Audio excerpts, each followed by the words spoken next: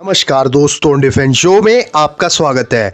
तो दोस्तों, एक बड़ा अपडेट आ रहा है। सीडीएस जनरल बिपिन रावत ने नेपाल को यहां पे चेतावनी दी है और नेपाल को सतर्कता बरतने को कहा है और श्रीलंका का एग्जाम्पल देते हुए नेपाल को यहां पर हिदायत दी है। तो क्या चेतावनी सीडीएस जनरल बिपिन रावत ने यहां पे दी है और क्या कुछ हुआ है, ये मैं आपको इस वीडियो में बताऊंगा। तो वीडियो में अंत तक बने रहिए। साथ ही लेटेस्ट डिफेंस अपडेट्स के लिए चैनल को जरूर सब्सक्राइब कर लीजिए। तो चलिए वीडियो शुरू करते हैं।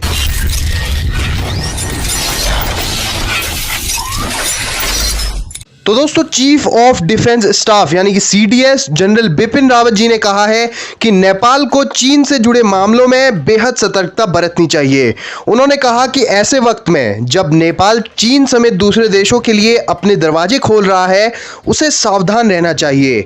जनरल रावत ने श्रीलंका का नाम लिया और कहा कि नेपाल को पुराने अनुभवों से सीखना चाहिए। दोस्तों, सीडीएस का इशारा उन देशों की तरफ था जिन्हें चीन ने इंफ्रास्ट्रक्चर प्रोजेक्ट्स का लालच दिखाकर कर्ज के जाल में फंसा लिया है। दोस्तों, जनरल रावत ने कहा कि भारत और नेपाल के रिश्ते विकसित होने में सदियां लगी हैं। उन्होंने कहा कि दोनों देशों में शांति और समृद्धि के लिए रिश्ते और मजबूत होना जरूरी है। वहां नई दिल्ली में centre for land warfare studies and Nepal institute of international cooperation and management के सालाना इवेंट को संबोधित कर रहे थे। दोस्तों, चीन पर डोरे डाल रहे नेपाल को बचाने की भारत लगातार कोशिश कर रहा है। जनरल रावत के बयान के पहले पिछले 2 महीनों में उच्च स्तर के 3 नेपाल दौरे हो चुके हैं भारत की ओर से और भारतीय सेना प्रमुख जनरल मनोज मुकुंद नरवणे, विदेश सचिव हर्षवर्धन श्रृंगला और रिसर्च एंड एनालिसिस विंग यानी कि RAW चीफ सामंत कुमार गोयल नेपाल होकर आ चुके हैं और इसी महीने नेपाल के विदेश मंत्री प्रदीप कुमार ग्वाली को भी भारत आना है। दोस्तों, चीन ने दुनिया के कई देशों को सब्ज बाग दिखाकर लूटा है। श्रीलंका, मालदीव और म्यांमार इसके उदाहरण हैं। दोस्तों, हार्वर्ड बिजनेस रिव्यू के रिपोर्ट के अनुसार चीन की सरकार और उसकी कंपनियों ने 150 से ज्यादा देशों को $1.5 ट्रिलियन यानी कि 112,50,000 करोड़ रुपए का लोन दिया है।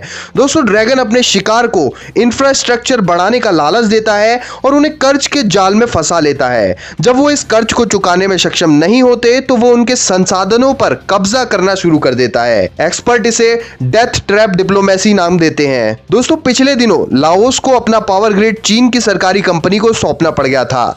इसके अलावा मालदीव पर चीन का $3.1 अरब का भारी भरकम कर्ज भी है। इसी बीच नेपाल जो यहाँ पर सभी देशों के लिए दरवाजे खोल रहा है अपने देश में इन्वेस्टमेंट करने के लिए, तो वहीं भारत के सीडीएस जनरल बिपिन रावत जी ने भी नेपाल को चेतावनी दी है कि वो बिल्कुल सतर्कता बरते और चीन से आ रहे इन्वेस्टमेंट को लेने से पहले कम से कम 10 बार जरूर सोचे। दोस्तों, जैसा कि आप सभी जानते हैं कि चीन की इन्फ्लुएंस के अंदर ही नेपाल ने भारत के खिलाफ 2 से 3 महीने पहले एक बड़ा मोर्चा खोल दिया था और उस विवाद को फिर डिप्लोमेटिक तौर पर सुलझाया गया। दोस्तों, नेपाल हमारा नेचुरल फ्रेंड है और भारत और नेपाल के बीच बने रिश्ते सदियों की मेहनत से बने हैं और सीडीएस ने यह जोड़ दिया कि नेपाल ये सुनिश्चित करे कि कोई भी बाहरी ताकत भारत और नेपाल के बीच के ये मजबूत रिश्ते तोड़ ना पाए।